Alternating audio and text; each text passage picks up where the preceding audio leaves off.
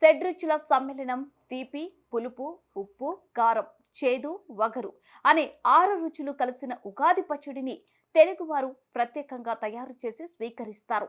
ఈ ఉగాది మీకు ఉప్పొంగే ఉత్సాహాలను, చిగురించే సంతోషాలను, విరబూసే వసంతాలను ఆనందించాలని ఆకాంక్షిస్తూ బంధువులకు, మిత్రులకు, శ్రేయోభిలాషులకు, మీకు, మీ కుటుంబ సభ్యులకు, రిపోర్టర్లకు అంకుశం న్యూస్ యాజమాన్యం తరపున ఉగాది శుభాకాంక్షలు తెలుపుతున్నవారు మత్స రామలింగారెడ్డి.